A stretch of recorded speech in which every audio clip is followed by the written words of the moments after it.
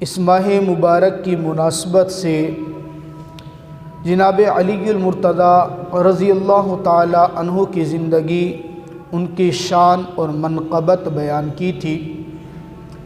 آج کے خطبہ میں، آج کے بیان میں آپ حضرات کے سامنے جناب علی المرتضیٰ رضی اللہ تعالی عنہ کے فیصلے، ان کی علمیت، ان کی ذہانت اور ان کی قضاء و قدر کے جو معاملات ہیں، چند ایک وہ واقعات آپ کے سامنے ذکر کرنے ہیں۔ میرے اللہ نے میرے نبی کے ہر ایک صحابی کو ایک الگ سے خصوصیت سے نوازا، ایک ایسی خصوصیت جو اس صحابی کے اندر ہے، اس کے علاوہ کسی اور میں نہیں ہے۔ سب کے سب صحابہ برحق ہیں، سب صحابہ اتباع کے قابل ہیں، سب صحابہ سے ہم محبت کرتے ہیں۔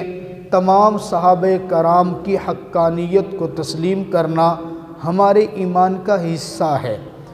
البتہ میرے اللہ نے تمام صحابہ کو بے شمار خصوصیات سے نوازا، لیکن ہر ایک صحابی کی ایک ایسی خصوصیت بھی ہے جو اس صحابی کے اندر تو ہے، اس کے علاوہ کسی اور کے اندر اس پائے کی نہیں پائی جاتی۔ جناب ابوبکر صدیق رضی اللہ تعالیٰ عنہ خلیفہ اول ہیں، ان کی اپنی خصوصیات ہیں۔ جناب عمر فاروق رضی اللہ تعالیٰ عنہ خلیفہ ثانی ہیں، ان کی اپنی خصوصیات ہیں۔ تبھی تو میرے آقا نے یوں فرمایا تھا، لو کان بعدی نبی لکان عمر، اگر میرے بعد کوئی نبی ہوتا تو وہ جناب عمر بن خطاب ہوتا، لیکن میں آخری نبی ہوں، مجھ پر میرے اللہ نے نبوت کا دروازہ بند کر دیا۔ جو شرم و حیا میرے اللہ نے عثمان بن عفان کے مقدر میں رکھی تھی، وہ دوسرے صحابہ کے اندر اس پائے کی نہیں تھی۔ یہ خاص وصف جناب عثمان بن عفان کو عطا کیا۔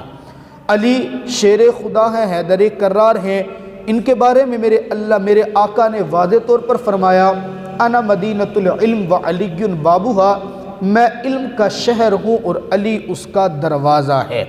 مطلب یہ کہ جو شخص بھی چاہتا ہے علم حاصل کرنا، جو شخص چاہتا ہے اپنے سینے کو علم سے منور کرنا، اس کو جناب علی المرتضیٰ رضی اللہ تعالی عنہ کے دروازے سے گزرنا ہوگا۔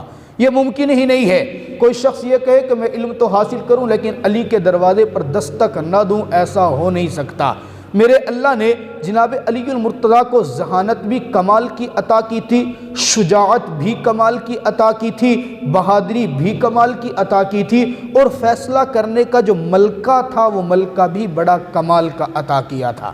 اور یہ کمال میرے آقا کے یہ پیارے صحابی جو میرے آقا کے داماد بھی ہیں، اسلام کے خلیفہ چہارم ہیں، میرے آقا کے یہ پیارے صحابی حضرت علی المرتضیٰ رضی اللہ تعالی عنہ نے فیصلے فرمائے۔ آقا مدنی کریم صلی اللہ علیہ وسلم کی زندگی میں بھی، آقا کے بعد جناب ابوبکر صدیق رضی اللہ تعالی عنہ کی موجودگی میں بھی، جناب عمر فاروق رضی اللہ تعالی عنہ کی خلافت میں بھی، جناب عثمان بن عفان کے زمانے میں بھی، اور ہر ایک صحابی نے حضرت علی کے فیصلے کو قبول فرمایا۔ جناب ابوبکر صدیق رضی اللہ تعالیٰ عنہ کے زمانے میں سب سے بڑا مارکہ پیش آیا، ایسا ماحول بنا جب منکرین زکوٰۃ کا معاملہ عروج پر تھا، ختم نبوت کے انکار کرنے والے موجود تھے۔ جناب ابوبکر صدیق رضی اللہ تعالیٰ عنہ ایک نرم دل صحابی ہیں، شفیق ہیں، ایک نرم دل صحابی ہونے کے باوجود غیرت ایمانی کے اندر گھوڑے کے اوپر سوار ہوتے ہیں، لشکر کو تیار کرتے ہیں اور میدان کی طرف نکلنے کے لیے بالکل تیار ہیں۔ حضرت علی المرتضیٰ رضی اللہ تعالیٰ عنہ سامنے آ جاتے ہیں۔ ابو بکر کہاں کا ارادہ ہے؟ کہاں میں جا رہا ہوں؟ ان لوگوں کے ساتھ جہاد کرنے جو زکوٰۃ کا انکار کرنے والے ہیں۔ معلوم ہوتا ہے منکرین زکوٰۃ سے علم جہاد بلند کرنے والے سب سے پہلے ابو بکر صدیق رضی اللہ تعالیٰ عنہ میدان میں نکلتے ہیں اور یوں جرت کے ساتھ نعرہ لگاتے ہیں، جب تک زکوٰۃ دینے والے زکوٰۃ دینا شروع نہ کر دیں میں ابو بکر ان کے ساتھ جہاد کرتا رہوں گا، یہاں تک کہ اگر کوئی میرے نبی کے زمانے کے اندر اونٹ کی نکیل والی رسی زکوٰۃ میں دیتا تھا اور اب وہ رسی بھی زکوٰۃ میں دینے سے اگر نہیں دیتا، انکار کرتا ہے، تو میں ابو بکر اس کے ساتھ جہاد کروں گا۔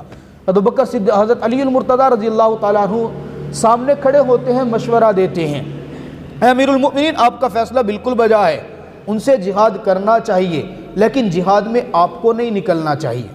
آپ امیر المؤمنین ہیں، امت مسلمہ ابھی جناب نبی پاک صلی اللہ تعالیٰ علیہ وسلم کی جدائی کا غم نہیں بھول پائی۔ ہر ایک مسلمان کا دل بڑا غمگین ہے، ابھی میرے آقا کی جدائی کو بھول نہیں پائے ہیں۔ آپ بھی اگر میدان کے اندر نکلیں اور خدا نخواستہ آپ کو کچھ ہو جائے، امت مسلمہ پر ایک اور بڑا صدمہ آ جائے گا۔ میرا مشورہ یہ ہے، آپ مدینے کے اندر رہ کر کمان کیجئے، مجھے حکم دیجئے نا، میں میدان کے اندر نکلوں گا اور جہاد کروں گا۔ جناب علی المرتضیٰ کا یہ مشورہ اور فیصلہ جناب ابو بکر صدیق رضی اللہ تعالیٰ عنہ کو بڑا پسند آتا ہے اور اسی پر عمل کیا جاتا ہے۔ جناب ابو بکر صدیق رضی اللہ تعالیٰ عنہ حضرت علی کے فیصلے کو مانتے ہیں۔ جناب عمر بن خطاب رضی اللہ تعالیٰ عنہ فیصلے کو حضرت عمر رضی اللہ تعالیٰ عنہ کے زمانے کے تو بے شمار واقعات ہیں، جن واقعات کے اندر حضرت علی نے فیصلہ کیا اور فیصلے کے بعد حضرت عمر فاروق رضی اللہ تعالیٰ عنہ فرماتے لو کان علی لہلک عمر، اگر علی نہ ہوتے تو آج اس فیصلے میں نعوذ باللہ عمر ہلاک ہو جاتا۔ فیصلہ کیا؟ ایک مرتبہ ایک عورت کے اوپر زنا کی تہمت لگتی ہے، عورت کو حضرت عمر رضی اللہ تعالیٰ عنہ کی محفل میں پیش کیا جاتا ہے، زنا کیا، عورت تسلیم کر لیتی ہے، فیصلہ ہو گیا، زانیہ ہے، زنا کی وجہ سے اس کے پیٹ کے اندر حمل ہے۔ فرمایا زنا بھی کیا اور زنا کی وجہ سے حمل بھی ہو گیا، اب اس عورت کو سنگسار کرنا ہے اسلامی اعتبار سے، اس کو رجم کرنا، اس نے زنا کیا، اس کے اوپر حد جاری کرنی ہے۔ فیصلہ کر دیا کہ حد جاری کریں۔ حضرت علی المرتضیٰ بیٹھے ہوئے تھے، کھڑے ہو گئے۔ حضرت امیر المؤمنین، میں آپ سے مشورہ کرتا ہوں، آپ کے سامنے درخواست کرتا ہوں، اس عورت کو ابھی سنگسار نہ کیا جائے، اس لیے کہ آپ اس کے اوپر حد جاری کریں گے، زنا تو اس نے کیا، یہ تو جائے گی ہی جائے گی، اس کے پیٹ کے اندر جو بچہ ہے اس بچے کا کیا قصور ہے؟ بچے نے تو کچھ نہیں کیا نا، زنا ماں نے کیا، سزا ماں کو ملنی چاہیے، بچے کا کیا قصور ہے؟ اس لیے آپ اس کو ابھی اس کے اوپر حد جاری نہ کریں۔ عمر فرماتے ہیں اچھا اگر حد جاری نہ کروں تو کیا کروں؟ کب اس کے اوپر حد جاری کریں؟ جی میرا مشورہ ہے کچھ عرصہ صبر کریں، جب وضع حمل ہو جائے، بچہ پیدا ہو جائے، بچے پیدا ہونے کے بعد وہ دودھ پینے لگ جائے، دودھ چھڑانے کی جب مدت آ جائے تب اس کو سنگسار کیا جائے، تب اس کے اوپر حد جاری کی جائے۔ ایک وقت انتظار کیا گیا، 2 سال کے بعد وہ عورت آئی، آ کر درخواست کرتی ہے امیر المؤمنین اب مجھے پاک کر دیجئے، مجھ سے گناہ ہوا تھا، میرے اوپر حد جاری کر دیجئے۔ حضرت علی پھر فرماتے نہیں یا امیر المؤمنین ابھی بھی اس کے اوپر حد جاری نہ کریں، ابھی اس بچے کو دودھ چھڑایا گیا، ابھی بچہ دادی یا نانی کے ساتھ زیادہ مانوس نہیں ہوا ہے، ابھی یہ بچہ اپنی خوراک خود سے کھا نہیں سکتا، اتنا وقت انتظار کریں کہ جب یہ بچہ خود سے خوراک کھانے پر قادر ہو جائے، کھانا کھانے پر خود سے قادر ہو جائے، پھر بچے کی تربیت کے اندر کسی قسم کی کوئی کمی نہیں آئے گی، اتنا وقت انتظار کیا جاتا ہے۔ انتظار کرنے کے بعد پھر وہ عورت آتی ہے، آ کر کہتی ہے میرے اوپر حد جاری کریں، اب اس کے اوپر حد جاری کیا جاتا ہے۔ جناب عمر رضی اللہ تعالیٰ عنہ انتظار کرنے کے بعد، سارے معاملے کی سچویشن کو دیکھنے کے بعد فرماتے ہیں اور کہتے ہیں لو کان علی لہلک عمر، اگر لولا علی لہلک عمر، اگر علی نہ ہوتا تو آج یہ پہلے حد جاری کر کے عمر ہلاک ہو چکا ہوتا۔ ماں نے زنا کیا ہے اس پر تو حد جاری ہو جاتی، لیکن بچے کا کیا قصور تھا؟ بچہ بھی خام خواہ فوت ہو جاتا، اس لیے علی نے جو فیصلہ کیا وہ بڑا اچھا فیصلہ کیا۔ ایک مرتبہ حضرت علی المرتضیٰ رضی اللہ تعالیٰ عنہ جا رہے ہیں، راستے سے گزر رہے ہیں، ایک نوجوان لڑکے کو کچھ پولیس والے پکڑ کے لے جا رہے ہیں۔ اب اس لڑکے کے لیے جج نے فیصلہ کیا کہ جس کو قتل کرنا ہے، وہ لڑکا چیخ رہا ہے، چلا رہا ہے جی مجھے ان سے بچایا جائے، مجھے ناحق قتل کیا جا رہا ہے، میرا قتل میری سزا بنتی نہیں ہے، مجھے کوئی بچانے والا بچائے۔ سامنے نظر پڑتی ہے اس کی علی المرتضیٰ رضی اللہ تعالیٰ عنہ جا رہے ہیں، یہ چیخ کر آواز دیتا علی مجھے ان پولیس والوں سے بچا لیجئے، میرے خلاف جو فیصلہ ہوا وہ حق پر مبنی نہیں ہے۔ حضرت علی اس کی طرف متوجہ ہوتے ہیں، پوچھتے ہیں اے لڑکے تجھے کس جرم میں قتل کیا جا رہا ہے؟ لڑکا کہتا ہے میں نے اپنے مالک کو قتل کیا۔ توجہ کرنا، لڑکا کہتا ہے میں نے اپنے مالک کو قتل کیا، قاضی نے فیصلہ کیا کہ میں نے اپنے مالک کو قتل کیا تو بدلے میں قصاصاً مجھے قتل کیا جا رہا ہے۔ حضرت علی پوچھتے کیا تو نے قتل کیا ہے؟ کہنے لگا جی بالکل میں نے اپنے مالک کو قتل کیا۔ حضرت علی فرماتے ہیں جب تو نے اپنے مالک کو قتل کیا تو بدلے میں تجھے قتل کرنا تو بنتا ہے۔ لڑکا کہتے ہیں نہیں، میں نے قتل ضرور کیا اپنے مالک کو، لیکن میری سزا قصاص میں قتل کرنا بنتی نہیں ہے، اس لیے کہ میں نے جو اپنے مالک کو قتل کیا، میرا مالک ایسا تھا جو میری عزت پر حملہ کر رہا تھا، جو مجھے غلط ارادے سے میرے اوپر جھپٹ رہا تھا، میں نے اپنی عزت بچانے کے لیے اس کو قتل کیا۔ اور میرے نبی کا فرمان ہے جب کوئی بچہ، جب کوئی انسان اپنی عزت بچانے کے لیے کسی کو قتل کرے، اس کو قصاصاً قتل نہیں کیا جاتا۔ حضرت علی نے پوچھا تیرے پاس کوئی گواہ ہے؟ کہا نہیں، میرے مالک نے میرے اوپر حملہ کیا، مجھے بری نگاہ سے دیکھا، برے ارادے سے میرے قریب آیا، میں نے اس کو قتل کر دیا، میرے پاس گواہ تو کوئی نہیں ہے۔ حضرت علی سوچنے لگے اور سوچ کر فوراً امیر المؤمنین جناب عمر بن خطاب رضی اللہ تعالیٰ عنہ کے پاس تشریف لے گئے اور درخواست کرتے ہیں اے امیر المؤمنین اس معاملے کی، اس کیس کی تفتیش کرنے کی مجھے اجازت دی جائے، جب تک میں اس کیس کا فیصلہ نہ کر پاؤں تب تک اس نوجوان لڑکے کو قتل نہ کیا جائے۔ امیر المؤمنین جناب عمر بن خطاب رضی اللہ تعالیٰ عنہ اجازت مرحمت فرماتے ہیں۔ حضرت علی المرتضیٰ پولیس والوں کو لیتے ہیں، اس کے مالک کی قبر کا پوچھتے ہیں، جس کو قتل کر دیا گیا تھا اس کی قبر پر جا کر اس کی قبر کی کھدائی کی جاتی ہے۔ قبر کو جب کھولا جاتا ہے تو دیکھتے ہیں قبر کے اندر کوئی انسان موجود نہیں ہے، کوئی لاش موجود نہیں ہے۔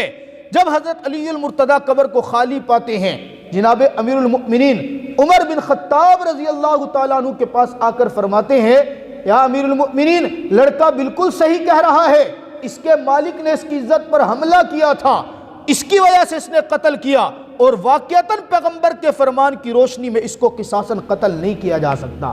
اب توجہ کرنا، امیر المؤمنین حضرت عمر رضی اللہ تعالیٰ عنہ دلیل پوچھتے ہیں، اے علی کوئی دلیل ہے؟ قبر جو کھدائی کی ہے اس کے اندر تو لاش نہیں ہے، آپ کیسے کہہ سکتے ہیں کہ لڑکا سچا ہے؟ امیر المؤمنین سوال کرتے آپ کے پاس کوئی دلیل ہے؟ حضرت علی المرتضیٰ جواب کے اندر جواب دیتے ہیں، آقا مدنی کریم صلی اللہ تعالیٰ علیہ وسلم نے فرمایا تھا جب کوئی مسلمان کسی بچے کے ساتھ غلط ارادے سے قریب جاتا ہے، جب یہ مرے گا تو میرا اللہ اس کی لاش کو قوم لوط کی لاشوں کے پاس پہنچا دیں گے۔ اے امیر المؤمنین میں اس بچے نے اپنے مالک کے اوپر تہمت، اپنے مالک پر دعویٰ کیا کہ اس کے مالک نے اس کے ساتھ برا ارادہ کیا، میں نے جا کر قبر کشائی کی، قبر کھدائی کی، قبر کھود کر دیکھا تو اس کی لاش وہاں پر نہیں ہے، تو معلوم ہوتا ہے پیغمبر کے فرمان کے مطابق اس کی لاش قوم لوط تک پہنچا دی گئی ہے، لہذا قصاص میں اس کو قتل نہیں کیا جائے گا۔ حضرت عمر رضی اللہ تعالیٰ عنہ جب یہ بات سنتے ہیں فوراً اپنی جگہ سے کھڑے ہوتے ہیں اور کھڑے ہو کر کہتے ہیں لولا علی لہلک عمر، آج اگر علی نہ ہوتے تو عمر غلط فیصلہ کر کے ہلاکت میں پڑ جاتا۔ تو میرے دوستو میں عرض کر رہا تھا حضرت علی المرتضیٰ رضی اللہ تعالیٰ وہ عظیم شخصیت ہیں، وہ عظیم صحابی ہیں، میرے پیغمبر کے وہ عظیم داماد ہیں جن کے بارے میں میرے آقا نے فرمایا انا مدینۃ العلم وعلی بابھا۔ جناب عثمان بن عفان رضی اللہ تعالیٰ عنہ کے زمانے میں ایک شخص کی دو بیویاں تھیں، مختلف طرح روایات میں واقع آتا ہے، بعض نے لکھا ایک ہی شخص کی دو بیویاں تھیں، بعض نے کہا دو عورتوں کی اکٹھی ایک ہی جگہ پہ ڈیلیوری کا معاملہ ہوا۔ توجہ کرنا، علم کی پہچان دیکھیں علم کتنا مضبوط۔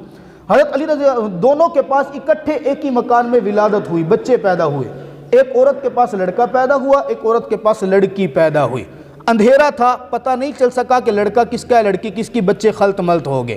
اب ہر عورت کہتی ہے لڑکا میرا ہے، پہلی کہتی ہے میرا، دوسری کہتی ہے میرا۔ ظاہر ہے لڑکا کس کو پیارا نہیں ہوتا، لڑکی کو کوئی قریب نہیں کر رہا اور لڑکے کو کہتے ہیں یہ ہمارا ہے، معاملہ بڑا خلط ملط ہو گیا۔ معاملہ ہے جناب عثمان بن عفان رضی اللہ تعالیٰ عنہ کے پاس کہ فیصلہ کیسے کرے کہ یہ لڑکا کس کا ہے اور لڑکی کس کی ہے۔ حضرت علی المرتضیٰ رضی اللہ تعالیٰ عنہ کو بلایا گیا، اے علی المرتضیٰ آپ کو میرے آقا نے علم کا دروازہ کہا ہے، آپ فیصلہ کیجئے کہ یہ لڑکا کس کا ہے اور لڑکی کس کی ہے۔ کیا خیال ہے آج کوئی فیصلہ کر لے گا؟ کسی کے پاس اتنی طاقت ہے کہ کوئی بچے کو دیکھ کر بتائے کہ یہ بچہ فلاں کا اور یہ بچی؟ حضرت علی فرماتا ہے اچھا یوں کرو، دونوں عورتوں کے پستان سے دودھ نکال کے لاؤ، دو شیشیاں لو، ہم وزن شیشیاں ہوں، برابر شیشیاں ہوں، دونوں عورتوں کا دودھ دونوں شیشیوں کے اندر الگ الگ ڈال کے لایا جائے، دونوں شیشیوں کا وزن بھی ایک ہونا چاہیے اور ان دونوں شیشیوں کے اندر دودھ بھر کے لاؤ۔ اب دونوں شیشیوں کے اندر دودھ بھر کے لایا گیا، ترازو کے اوپر رکھا تو دیکھا شیشیاں بھی ایک جتنی ہے، دودھ بھی ایک جتنا ہے، لیکن ایک پلڑا بھاری ہو جاتا ہے اور ایک پلڑا ہلکا ہو گیا۔ حضرت علی فرماتے ہیں یہ بھاری جو دودھ جس عورت کا ہے نا لڑکا اسی کا ہے، جس کا دودھ ہلکا ہے وزن کے اندر لڑکا اس کا ہے۔ حاضرین سارے پریشان، یہ کیسی منطق ہے، یہ کیسی بات ہے، کوئی دلیل تو ہو۔ حضرت علی فرماتے ہیں دلیل ہے، رب کا قرآن کہتا ہے للذکر مثل حظ الانثیین، باپ جب فوت ہوتا ہے تو بیٹے کو میراث کے اندر سے دو حصے ملتے ہیں اور بیٹی کو میراث کے اندر سے سنگل حصہ ملتا ہے۔ جس کو میراث میں سے ڈبل حصہ مل رہا ہے معلوم ہوتا ہے اس کی ماں کا دودھ بھی اس کا وزنی ہوگا، اور جس کو سنگل حصہ مل رہا ہے اس کا دودھ بھی کیا ہوگا جی؟ ہلکا ہوگا۔ لہذا میں یہ کہہ سکتا ہوں جس کا وزنی دودھ ہے بیٹا اسی کا ہے، اور جس کا دودھ ہلکا ہے بیٹی اس کی ہے۔ میرے دوست کتنا زبردست! وہ تو واقعہ بڑا مشہور آپ حضرات نے سنا ہوگا، 3 آدمی کاروبار کرنے کے لیے گئے، کاروبار کے اندر 3 نے 17 اونٹ کمائے۔ 17 اونٹ کمانے کے بعد اب تینوں کا آپس میں اختلاف ہو گیا۔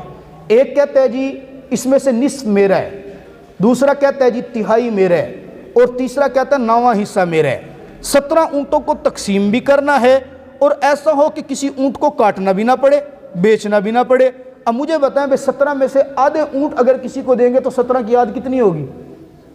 8.5 ہوگی نا جی، 8 دونی 16 تو، اور آدھا اونٹ کو کاٹیں گے یا بیچیں گے کسی طریقے سے تو کریں گے۔ شرط یہ کہ اونٹ کو کاٹنا بھی نہیں ہے، بیچنا بھی نہیں ہے، اور پورے برابر تقسیم کرنے ہیں۔ اب سارے حسابدان سر پکڑ کے بیٹھے ہیں کیسے تقسیم کیا جائے۔ جناب علی المرتضیٰ رضی اللہ تعالیٰ عنہ کی محفل میں مسئلہ آیا، اونٹ کاٹنا بھی نہیں ہے، بیچنا بھی نہیں ہے، اور برابر حصے بھی تقسیم کرنے ہیں۔ حضرت علی فرماتے ہیں ٹھیک ہے آ جاؤ، 17 اونٹ سامنے لائن کے اندر کھڑے کرو، بیت المال کے اندر جاؤ اور 1 اونٹ بیت المال سے لے کے آؤ۔ 17 کے ساتھ 1 ملایا تو کتنے ہو گئے؟ 18 اونٹ ہو گئے۔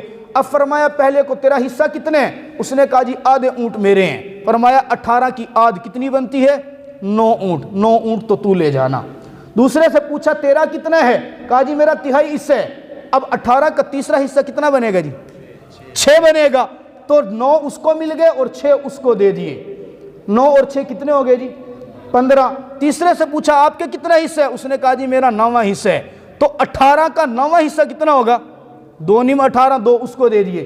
6 ایک کو ملے، 9 ایک کو ملے، 2 ایک کو ملے، آپ جمع کریں 9 اور 6 15 اور 2 آخر والے کو ملے 17۔ 17 اونٹ تینوں کے درمیان برابر تقسیم ہو گئے۔ حضرت علی مسکرا کے فرماتا ہے یہ 18واں اونٹ بیت المال کا تھا، اس کو واپس بیت المال میں چھوڑاؤ۔ کتنا پیارا فیصلہ کیا۔ ایک شخص آیا حضرت علی سے مخالفت کے، بعض لوگ مخالف بھی ہوتے ہیں، نماز پڑھانے کے لیے آ رہے تھے حضرت علی، اس کے ذہن کے اندر سازش تھی میں سوال کرتا ہوں اور سوال ایسا کروں گا کہ جماعت کا وقت بھی چلا جائے، جماعت بھی قضا ہو جائے اور جواب پورا نہ ہو۔ جماعت میں بالکل 1 منٹ، ہمارے ہاں بھی کبھی ہوتا ہے نماز پڑھنے کے لیے آئے کھڑے ہوتے ہیں، ابھی 1 منٹ باقی ہے، فون آ جاتے ہیں، یا کوئی صاحب آگے کھڑے ہو جاتے ہیں جی مسئلہ پہلے بتائیں نماز بعد میں پڑھانی ہے۔ حضرت علی کھڑے انہوں نے سوال کیا، اے امیر المؤمنین سنا آپ کے پاس علم بڑا ہے۔ آقا مدنی کریم صلی اللہ علیہ وسلم نے فرمایا انا مدینۃ العلم وعلی بابھا، میں آپ سے سوال کرتا ہوں بتائیے کون سے جانور ایسے ہیں جو بچے دیتے ہیں اور کون سے انڈے دیتے ہیں؟ اس کے ذہن کے اندر تو تھا کہ حضرت علی لمبی تفصیل فرمائیں گے، جی فلاں جانور ہے وہ انڈے دیتا ہے، فلاں جانور ہے وہ بچے دیتا ہے۔ حضرت علی مسکرا کے فرماتے جاؤ جا کے دیکھو جس جانور کے، جس پرندے کے کان اندر ہوں گے وہ انڈے دے گا، جس کے باہر ہوں گے وہ بچے دے گا۔ بس یہ جواب دیا، مسکرا کے آئے اور آ کے جماعت کے وقت نماز بھی مکمل پڑھا دی۔ سوال کرنے والا پھر پریشان۔ بہرحال غرض یہ، میں عرض یہ کر رہا ہوں کہ میرے اللہ نے اپنے پیغمبر کو جتنے صحابہ عطا کیے، ہر ایک صحابی کی ایک الگ شان ہے، الگ مقام ہے۔ ان تمام صحابہ کے اندر سے جو مقام میرے اللہ نے جناب علی المرتضیٰ کو علم کے اعتبار سے دیا، وہ مقام کسی اور صحابی کے پاس نہیں ہے۔ اور میرے آقا غزوہ خیبر کے موقع کے اوپر آقا مدنی کریم صلی اللہ علیہ وسلم فرماتے ہیں کل صبح ہوگی میں جھنڈا ایک ایسے صحابی کے ہاتھ کے اندر دوں گا جو مقام خیبر کو فتح کرے گا۔ سارے صحابہ رات کے وقت دعا مانگتے ہیں، اے اللہ صبح یہ سعادت مجھے دے دینا، کافی دن بیت گئے غزوہ خیبر فتح نہیں ہو رہا، صبح پیغمبر جھنڈا مجھے دے، جھنڈا میرے ہاتھ کے اندر ہو، میرا اللہ میرے ہاتھ سے اس خیبر کے قلعے کو فتح کرا دے۔ جب صبح کا وقت ہوتا ہے میرے آقا بلاتے ہیں جاؤ علی کو بلا کر لو، علی المرتضیٰ موجود نہیں ہے۔ صحابہ بتاتے ہیں آقا علی کی آنکھ میں رات سے دکھن ہے، علی کی آنکھ سے رات سے پانی چل رہا ہے، آنکھ کے اندر درد ہے، آقا وہ یہاں پر موجود نہیں۔ میرے آقا فرماتے جاؤ علی کو بلا کر لو۔ علی رضی اللہ تعالیٰ عنہ کو مجلس میں پیش کیا گیا۔ میرے دوستو توجہ کرنا، میرے آقا علی سے پوچھتے علی سارے صحابہ آ گئے آپ کیوں نہیں آئے؟ علی اشارہ کرتے آقا میری آنکھ کے اندر درد ہے۔ پیغمبر قریب بلاتے ہیں اور قریب بلا کر اپنا لعاب دہن نکالتے ہیں۔ قربان علی المرتضیٰ تیری شان کے اوپر چشم فلک نے ایک نظارہ وہ بھی دیکھا تھا جب غار کے اندر میرے آقا ابو بکر صدیق کی جھولی کے اندر سر رکھ کر لیٹے ہوئے تھے، ابو بکر صدیق کی ایڑی کے اوپر سانپ نے ڈنگ مارا تھا، ابو بکر صدیق کا وہ قیمتی آنسو جو ان کی آنکھ سے نکلا اور پیغمبر کے چہرے انور کے اوپر گرا تھا، اس وقت میرے پیغمبر نے اپنا لعاب دہن ابو بکر صدیق کی ایڑی پہ لگایا تھا۔ میرے رب نے اس لعاب دہن کی برکت سے ابو بکر صدیق کی ایڑی کو شفا عطا کر دی تھی۔ ایک وہ موقع تھا جب میرے پیغمبر کا لعاب صدیق اکبر کی ایڑی پر لگ رہا تھا۔ آج چشمے فلک یہ نظارہ بھی دیکھ رہی ہے، لعاب اسی پیغمبر کا ہے، لگانے والا وہی پیغمبر ہے، لیکن آج ایڑی پر نہیں لگ رہا بلکہ آج علی المرتضیٰ کی دکھتی آنکھ پر لگ رہا ہے۔ تاریخ شاہد ہے، کل ابو بکر صدیق کی ایڑی پر لگنے والے لعاب دہن نے ابو بکر کی ایڑی میں شفا دے دی تھی۔ آج جب علی المرتضیٰ کی آنکھ پر لگا تو علی کی آنکھ کو میرے اللہ نے شفا یاب کر دیا۔ حضرت علی کو میرے آقا لعاب لگاتے ہیں، لعاب لگانے کے بعد آنکھ ٹھیک ہو گئے، جھنڈا دیتے ہیں، پھر میرے اللہ نے علی المرتضیٰ کے ہاتھ کے اوپر اسی خیبر کو فتح کر دیا۔ فتح ہونے سے پہلے دسترخوان لگا ہوا ہے۔ میرے آقا اپنے صحابہ سے مذاق بھی کر لیتے تھے۔ آج تو کوئی مولوی مذاق کر لینا اپنے شاگردوں سے، اپنے نمازیوں سے، پہلا سوال ہوتا مولوی صاحب آپ بھی مذاق کر رہے ہیں؟ کیوں؟ مولوی ہے، انسان ہے یار، کیا ہو گیا اگر مذاق کر لیا تو نہیں آپ تو مولوی ہیں نا، آپ کو مذاق نہیں کرنا چاہیے۔ کیوں جی؟ مذاق اگر شریعت کی حد کے اندر ہے تو کرنے میں حرج کیا ہے؟ آقا صحابی بیٹھے، حضرت علی بیٹھے ہیں سامنے، سارے صحابہ کھجوریں کھا رہے ہیں، آنکھ کے اندر جب درد ہونا، شاید اس وقت یہ بات ہوتی ہوگی یا حکمت کے اعتبار سے یہ بات ہوگی کہ جس کی آنکھ میں درد ہو اس کو کھجوریں نہیں کھانی چاہیے۔ دسترخوان لگا ہوا ہے، صحابہ کھجوریں کھا رہے ہیں، اور صحابہ نے مذاق یوں کیا کہ ہر ایک صحابی کھجوریں کھاتا ہے، اپنی گٹھلی اپنے آگے نہیں رکھتا، حضرت علی کے آگے رکھ دیتے ہیں۔ اب حضرت علی رضی اللہ تعالیٰ عنہ بھی گٹھلیاں کھا رہے ہیں، دوسرے صحابہ کی گٹھلیاں بھی حضرت علی کے آگے، ان کی اپنی گٹھلیاں بھی حضرت علی کے آگے۔ اب جب کھا کر فارغ ہو گئے، جیسے عموماً دعوتوں میں ولیموں میں ہوتا ہے، دوست مذاق کرتے ہیں جی بوٹیاں خود کھا گئے اور ہڈیاں ساتھ والے کے آگے رکھ دی ہیں۔ حضرت علی جب کھا کے فارغ ہوئے تو آپ علیہ السلام مسکرا کے فرمانے لگے، علی کھجوریں تو سب نے کھائی ہیں لیکن تیرے آگے کھجور کی گٹھلیاں سب سے زیادہ ہیں۔